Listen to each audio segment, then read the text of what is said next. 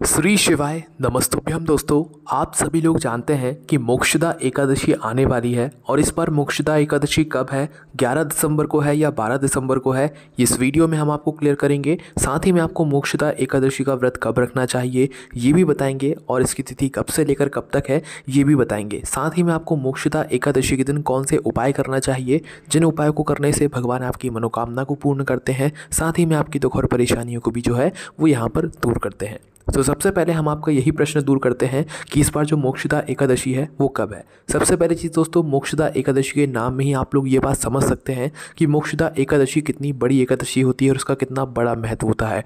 मोक्षदा एकादशी मोक्ष दिलाने वाली एकादशी होती है। इस मोक्षदा एकादशी में आप अपने सारे पापों को धो सकते हो इस मोक्षदा एकादशी के व्रत को धारण करके। इसी के साथ दोस्तों, मोक्षदा एकादशी को जो है यहाँ पर एक नाम से और जाना जाता है, जो कि कौन सा नाम है, गीता जयंती। क्योंकि दोस्तों इस दिन जो है भगवान कृष्ण जी ने अर्जुन को जो है गीता सुनाई थी, जिस वजह से इस दिन को गीता जयंती के नाम से भी जाना जाता है और गीता जयंती इस दिन मनाई जाती है। तो आइए सबसे पहले हम लोग ये जानते हैं कि मोक्षदा एकादशी की तिथि कब से कब तक है, किस दिन हमें एकादशी मनानी चाहिए और किस दिन एकादशी का व्रत रखना सही रहेगा, 11 दिसंबर को या 12 दिसंबर को। तो देखिए, एकादशी की जो तिथि है वो प्रारंभ कब हो रही है, सबसे पहले आप लोग ये जान लीजिए। और ये जो एकादशी है ये मार्गशीर्ष माह के शुक्ल पक्ष की एकादशी है, ठीक है। ये बात भी आप लोगों को अच्छे से पता होनी चाहिए। तो इस बार जो मोक्षदा एकादशी की तिथि शुरू हो रही है दोस्तों, वो 11 दिसंबर को बुधवार के दिन सुबह 3:44 से ये तिथि शुरू हो जाएगी। अब दोस्तों 11 दिसंबर की जो रात का समय रहेगा, मतलब कि सुबह का समय ही हम उसे कहते हैं, तो 11 दिसंबर के दिन मतलब जिस दिन 11 दिसंबर को सुबह होने वाली होगी उसके पहले का जो समय होगा 3:44 का, उस समय से जो है हमारी 11 दिसंबर के दिन मोक्षदा एकादशी की तिथि शुरू हो जाएगी, ठीक है। मतलब कि 11 दिसंबर को सुबह 3:44 से हमारी एकादशी की तिथि शुरू हो जाएगी। और जो कि दोस्तों इस तिथि का जो समापन है वो अगले दिन होगा, मतलब कि कब, 12 दिसंबर को। वैसे तो वो 11 दिसंबर की ही रात्रि आप लोग कह सकते हो, पर वो अगले दिन में आएगी क्योंकि 12 बजे के बाद दूसरी तिथि शुरू हो जाती है। इस वजह से 12 दिसंबर के दिन ही जो है ये तिथि का समापन होगा। तो मोक्षदा एकादशी की तिथि का जो समापन होगा दोस्तों वो 12 दिसंबर को बुधवार को रात को 1:09 पर होगा। मतलब कब के, जैसे कि 11 दिसंबर के दिन आपने पूरे दिन भर जो है एकादशी तिथि मानी और एकादशी तिथि जैसे ही 11 दिसंबर की रात को 12 बजते हैं, 12 बजे के बाद जो है कौन सी तिथि शुरू हो जाएगी, मतलब कौन सा दिन शुरू हो जाएगा, अगला दिन शुरू हो जाएगा, मतलब कि 12 दिसंबर के दिन। तो 12 दिसंबर के दिन ही 12 बजे के बाद जो 1 बजेगा, 1:09 पर ये जो तिथि है ये समाप्त हो जाएगी मोक्षदा एकादशी की, ठीक है। तो उदया तिथि के अनुसार और सारे नियमों को देखते हुए जो मोक्षदा एकादशी है वो 11 दिसंबर को ही मनाई जाएगी, क्योंकि इसी दिन उदया तिथि के अनुसार भी एकादशी रहेगी और पूरे दिन भी इस दिन जो है एकादशी यहाँ पर रहने वाली है। और 12 दिसंबर को इस बार एकादशी नहीं मनाई जाएगी, क्योंकि जो 12 दिसंबर का दिन है उस दिन जो है रात्रि में ही 1:09 पर जो है, मतलब जो 11 दिसंबर के बाद में रात्रि को 12 बजे के बाद जो 1 बजेगा उस समय तक जो है ये तिथि समाप्ति ही हो जाएगी। इस वजह से 12 दिसंबर को एकादशी बनाने का कोई महत्व यहाँ पर नहीं होता है। इस बार जो एकादशी मनाई जाएगी वो 11 दिसंबर के दिन ही मनाई जाएगी और इसी दिन जो लोग मोक्षदा एकादशी का व्रत रखते हैं वो भी इसी दिन यहाँ पर रखेंगे, ठीक है। इसके बाद में दोस्तों 11 दिसंबर के दिन हम मोक्षदा एकादशी का व्रत रखेंगे। तो इसका पारण हम कब करेंगे, पारण हमेशा कब किया जाता है, एकादशी व्रत के अगले दिन। तो जो पारण करने का समय है वो भी यहाँ पर आप लोग जान लीजिए। देखिए, एकादशी व्रत के जो दिन है वो 11 दिसंबर का रहेगा, मतलब मोक्षदा एकादशी का व्रत आप लोगों ने 11 दिसंबर को रखा, पर जो इसका पारण होगा वो होगा 12 दिसंबर के दिन। 12 दिसंबर के दिन जो व्रत का पारण करने का समय है वो सुबह 7:04 से लेकर सुबह 9:09 तक रहेगा। मतलब सुबह 7:04 से लेकर सुबह के 9:09 के बीच में आप लोग कभी भी अपने इस मोक्षदा एकादशी के व्रत को पारण कर सकते हैं और अपने व्रत को जो है यहाँ पर पूरा कर सकते हैं। मोक्षदा एकादशी का बहुत ही बड़ा महत्व माना जाता है। ये मोक्षदा एकादशी आपको मोक्ष दिलाने के काम आती है। मोक्षदा एकादशी का व्रत करने वाले जो भी मतलब भक्तजन होते हैं, व्यक्ति होते हैं, भाई उनको जो है मोक्ष की यहाँ पर प्राप्ति होती है। और इस दिन जो है आप लोगों को अपने पितरों के लिए भी ज़रूर कुछ कार्य ज़रूर करना चाहिए ताकि उनको भी जो है मोक्ष प्राप्त हो।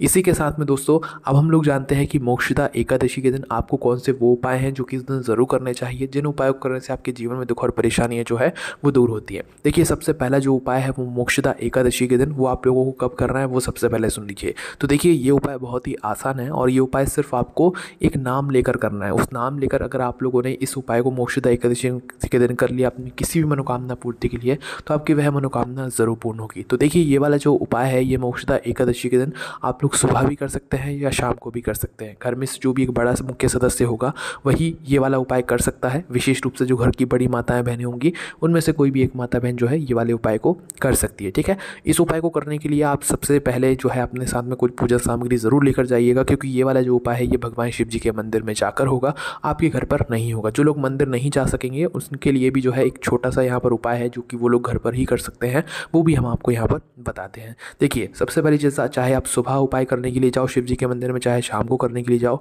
कुछ ना कुछ पूजन सामग्री ज़रूर लेकर जाना। जैसे कि सुबह के समय जा रहे हो तो मोक्षदा एकादशी के दिन 1 लोटा जल ज़रूर लेकर जाना, शाम के समय जा रहे हो तो 1 घी का दीपक ज़रूर लेकर जाना, है ना। अब दोस्तों, जैसे आप लोग भगवान शिव जी के मंदिर पहुँचते हो, सुबह जा रहे हो चाहे शाम को जा रहे हो, तो सबसे पहले जाकर आप लोगों को शिवलिंग पर जल चढ़ाना है। सुबह के समय गए हुए हो तो अपनी पूजन अर्चना जो भी है वो कर लेना है। शाम के समय गए हुए तो जो भी आप अपना दीपक बाती करने के लिए लेकर गए हुए हो उस दिए को जो है भगवान शिव जी के पास में आप लोग जला देना। ठीक है, जैसे ही आपकी पूजन अर्चना हो जाती है उसके बाद ही मैं आप लोगों को अपना ये वाला जो उपाय है इसको शुरू करना है। अब देखो, पूजन अर्चना आपकी हो गई, अब आपको मात्र शिवलिंग के पास में बैठ जाना है। सामने बैठ जाओ, वैसे तो सामने नहीं बैठा जाता है, थोड़ा सा पास में या साइड में होकर आप लोग बैठ जाना। ठीक है, तो शिवलिंग के पास में जैसे ही आप लोग बैठ जाते हो आपको मात्र हाथ जोड़ना है, आँखें बंद करना है और एक हम आपको नाम बता रहे हैं, इस नाम को मात्र आपको 3 बार बोलना है। कितनी बार? 3 बार बोलना है। वो नाम क्या है? वो नाम है दोस्तों स्वधा। ठीक है, स्वधा नाम को मात्र आपको 3 बार बोलना है, कुछ इस प्रकार से जैसे हम आपको बोलकर बता देते हैं। देखो, स्वधा स्वधा स्वधा, इस प्रकार से ये स्वधा नाम को आपको 3 बार एकादशी व्रत के दिन भगवान शिव जी के मंदिर में जाकर सुबह या शाम किसी भी एक समय जाकर जो है अपनी पूजन अर्चना करने के बाद भगवान शिव जी के पास में बैठकर हाथ जोड़कर आंखें बंद कर स्वधा नाम का उच्चारण 3 बार कर देना। और भगवान से जो भी आपकी जीवन में दुख और परेशानी चल रही हो, जो भी आपकी जीवन की आपकी मनोकामना हो, उसके लिए आपको भगवान से यहाँ पर प्रार्थना कर लेना है। निश्चित सी बात है कि आपकी जो भी मनोकामना होगी जिसके लिए आप लोगों ने स्वधा नाम को 3 बार बोला होगा, भगवान आपकी ज़रूर सुनेंगे और वो आपकी जो भी दुख और परेशानी होगी उसको दूर ज़रूर करेंगे, साथ ही में आपकी मनोकामना जो है वो ज़रूर पूर्ण होगी। और दोस्तों, इस वाले उपाय को करने के लिए ये ज़रूरी बिल्कुल भी नहीं है कि आप लोगों को व्रत रखो ना रखो। आप लोगों ने चाहे व्रत रखा हो चाहे ना रखा हो, आप दोनों स्थिति में ये वाला जो उपाय है स्वधा वाला ये कर सकते हो। अब जो भी लोग इस उपाय को करने के लिए कहीं बाहर ना जा सकें तो भाई वो लोग इस उपाय को माताएं बहनें विशेष रूप से अपने घर में ही कर सकती हैं। पर कब कर सकती हैं? जब वो इस उपाय को करने के लिए बाहर ना जा सकें। तो उस जगह पर आपको क्या करना है कि अपने ही घर के रसोई घर में उपाय को करते समय शुद्धता का ध्यान रखिएगा। सुबह करो चाहे शाम को करो, शुद्धता का ध्यान रखिएगा। ठीक है, तो इस उपाय को अगर आप अपने घर पर ही कर रहे हो तो आपको अपने घर के रसोई घर में यहाँ पर आना पड़ेगा। आप चाहो तो वहाँ पर एक दीपक लगा सकते हो अपने घर के परिंदे के पास में, उसके बाद आप अपना उपाय कर सकते हो। तो करना क्या है, आपको मोक्षदा एकादशी के दिन जो है क्या करना है, अपने घर के रसोई घर में बैठकर जो है स्वधा स्तोत्र के 12 श्लोक आते हैं, है ना। तो स्वधा स्तोत्र के 12 श्लोकों का आप लोगों को जो है यहाँ पर पाठ करना है ना। या आप चाहो तो मोबाइल में भी निकाल कर सुन सकते हो या पढ़ सकते हो, या तो अगर आपके पास कोई किताब वगैरह है तो आप उसमें से भी कर सकते हो। ठीक है, तो स्वधा स्तोत्र के 12 श्लोक होते हैं, उनका पाठ आप लोगों को अपने घर के रसोई घर में बैठकर कर लेना है। इसके बाद में भगवान से आपको अपनी प्रार्थना जो भी है वो बोल देना है। ठीक है, इसके बाद भी जो है आपको उपाय का बल यहाँ पर ज़रूर मिलता है, भगवान आपकी ज़रूर सुनते हैं। ठीक है, तो उसके बाद में दोस्तों मोक्षदा एकादशी के दिन किया जाने वाला एक और ऐसा विशेष उपाय है जिस उपाय को अगर आप लोग करते हैं तो आपके घर में आ रही धन से जुड़ी हुई, पैसों से जुड़ी हुई जो समस्या होती है वो दूर हो जाती है। अगर आपके घर में भी पैसा तो बहुत आता है, मतलब पैसा आता है पर वो पैसा चला कहाँ पर जाता है आपको खुद ही पता नहीं चलता, मतलब खर्चे आपके घर में अपने आप इतने हो जाते हैं कि आपको खुद ही पता नहीं चलता। तो उसके लिए यही दोस्तों ये मोक्षदा एकादशी का उपाय है। इस उपाय को भी पंडित जी ने अपनी कथा में यहाँ पर बताया हुआ है। पर ये उपाय आपको कब करना है? जब करना है जब आपके घर में पैसा बहुत आता है, पैसों की कमी नहीं होती है कभी भी, पर वो पैसा इतनी जल्दी खर्च हो जाता है कि आपके पास कुछ पैसा बचता ही नहीं है ना। पैसा आप कमाते हो पर वो पैसा बचता ही नहीं है, या तो पैसा आता ही नहीं। तो आप लोगों को ये वाला उपाय ज़रूर करना चाहिए। ठीक है, इस वाले उपाय को आपको मोक्षदा एकादशी के दिन सुबह सुबह करना है। ये वाला उपाय शाम के समय नहीं होगा, इस बात का ध्यान रखिएगा। ठीक है, तो सुबह सुबह क्या करना है, सबसे पहले आप लोगों को अपना 1 लोटा जल भरना है। पर कौन सा लोटा? जो गंगा जल का लोटा होगा। ठीक है, अगर आपके पास गंगा जल ज़्यादा मात्रा में नहीं है तो आप अपने 1 लोटे जल के अंदर थोड़ा सा गंगा जल डाल सकते हो। और अगर आपके पास गंगा जल ज़्यादा मात्रा में है तो अपने लोटे के अंदर आधा लोटा जो है वो गंगा जल आप लोग चाहो तो भर सकते हो। अन्यथा इतना गंगा जल नहीं है तो अपना जो जितना भी आप लोग जल से लोटा भरना चाहते हो वो भर लो सादा जल से। उसके बाद में उसके अंदर कुछ गंगा जल डाल दो जिससे कि वो पूरा एक गंगा जल का जो है रूप ले लेगा। ठीक है, तो आपको अपने 1 लोटे के अंदर सबसे पहले गंगा जल भरना है। गंगा जल भरने के बाद आपको इस उपाय में चाहिए 7 बेलपत्री। 7 बेलपत्री को लेकर आप लोगों को क्या करना है कि अपने इस लोटे के अंदर आप लोगों को डाल लेना है ना। माताओं बहनों को विशेष रूप से ये वाला उपाय करना है, चाहे तो घर का जो बड़ा सदस्य होगा, पुरुष हो क्यों ना हो, वो भी ये वाला उपाय कर सकता है। ठीक है, करना किसी एक को है, सबको नहीं करना है घर परिवार में, है ना। तो अपनी 7 बेलपत्र को अपने इस लोटे के अंदर डाल देना है जिसके अंदर आपने गंगा जल भरा हुआ है। 7 बेलपत्र अपने इस लोटे के अंदर डालने के बाद आपको पहुंचना है भगवान शिव जी के मंदिर में। शिव जी के मंदिर में पहुंचकर आप लोगों को भगवान के दर्शन करना है, और दर्शन करने से ही जो है मतलब जाते से ही आप लोगों को उपाय शुरू करना है, जिसके लिए आपको सबसे पहले भगवान शिव जी के सामने बैठे हुए नंदी बाबा के पास में आना है। नंदी बाबा के पास में आकर रुक जाना है, सीधा शिवलिंग के पास में नहीं जाना है, ये जल सीधा शिवलिंग पर नहीं चढ़ाएंगे हम लोग, है ना। तो जो आपने अपने लोटे के अंदर गंगा जल भरा हुआ है, इस गंगा जल को आपने इसके अंदर 7 बेलपत्री भी डाली हुई है, ध्यान दीजिएगा, है ना। तो अपना जो गंगा जल है वो गंगा जल को आपको नंदी बाबा के चरणों में समर्पित करना है। कहाँ पर? उनके पैरों में, है ना। सिर्फ और सिर्फ चरणों में समर्पित करना है, उनके सर पर नहीं डालना है ये जल, है ना। तो नंदी बाबा के जो चरण होंगे उन चरणों पर आप लोगों को अपने इस लोटे के अंदर भरे हुए गंगा जल को समर्पित कर देना है। पूरा गंगा जल समर्पित करना है, बस बेलपत्र को अपने लोटे के अंदर ही रहना है, इस बात का ध्यान रखना, बेलपत्र नहीं चढ़ाना, है ना। तो गंगा जल जैसे आप लोग नंदी बाबा के दोनों चरणों में समर्पित कर देते हो, अपनी 7 बेलपत्र जो बची हुई है लोटे के अंदर वो लेकर सीधा शिवलिंग के पास में आ जाओ, और शिवलिंग के ऊपर अपनी जो 7 बेलपत्र हैं उनको चढ़ा दो। जैसे बेलपत्र शिवलिंग पर चढ़ाई जाती है वैसे करके जो है चढ़ा दो, एक एक करके बेलपत्र शिवलिंग पर चढ़ा दो।